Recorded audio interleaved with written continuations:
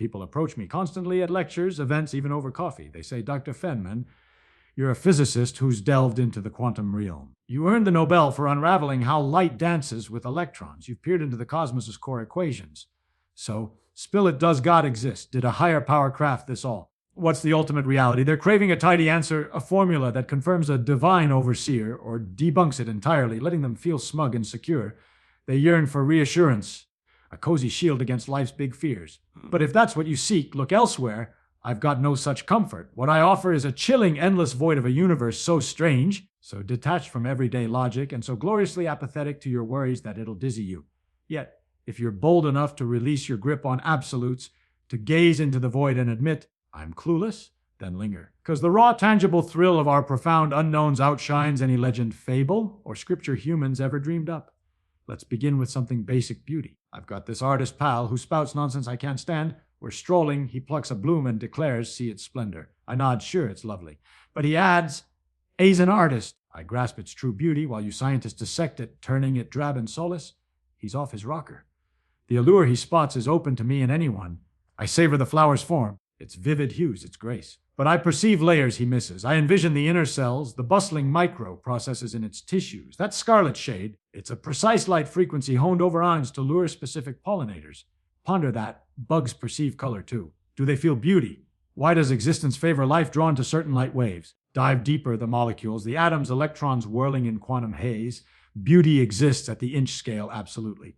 But there's vertigo-inducing wonder at the millimeter, the nanometer. Science doesn't strip away enigma, it amplifies it, infuses thrill, layers in profound elegance my friend ignores. How could probing reality ever diminish its charm? Now, scale that flower to the whole cosmos. This mirrors the clash between faith and science. The believer beholds the stars, the world our minds, and proclaims such wonder, divine creation. A marvel, don't dismantle it, don't probe too far. Just heed the sacred words, embrace the unknown, or you'll shatter the holy spell. But the scientist gazes and thinks, what magnificence. Let's uncover its mechanics. And as we dissect, as we reveal the cogs and pulses, we encounter something so mind-blowing, so epically vast, that old religious tales seem precisely what they are, yarns spun by scared, uninformed ancients who puzzled over sunset's path. When folks quiz me on God, I halt them. Which one? There are two distinct notions we conflate. First, the philosopher's deity, the cosmic designer, origin of physical laws, the initial spark. When physicists eye nature's math, the graceful bend of gravity on space, the nuclear glue holding atoms, Maxwell's poetic fields for electromagnetism.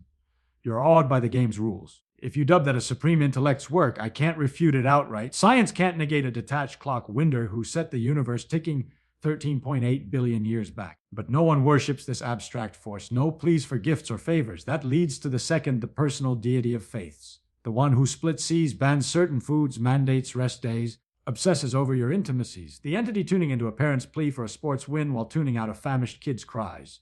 This is dogma's God.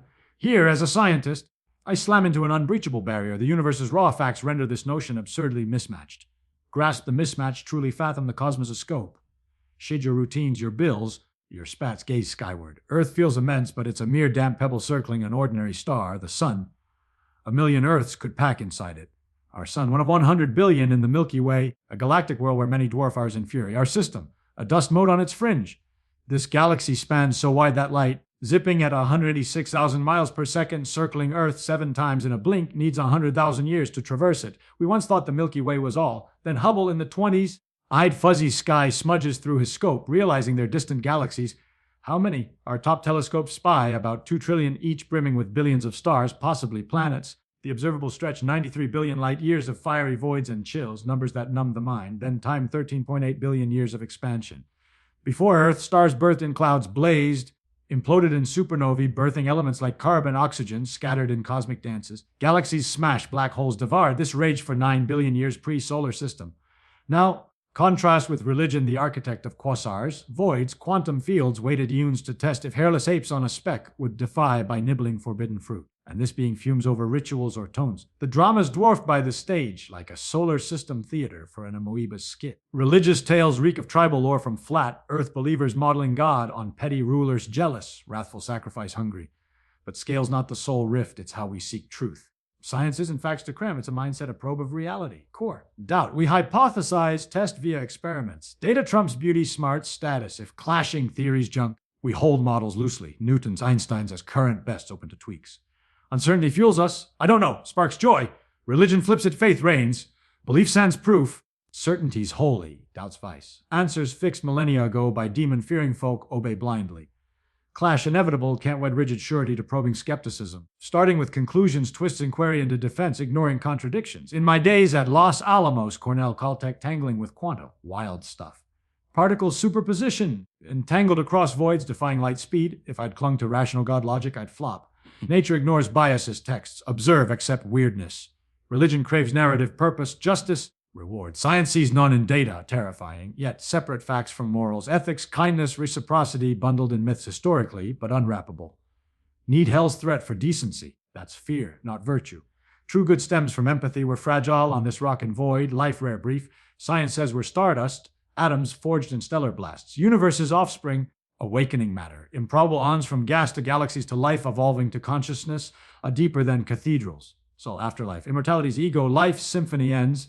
Gaining value from finitude, this sparks your shot, make it count, no rehearsals. Religions aren't dumb, geniuses like Newton were devout, but brilliance despite dogma.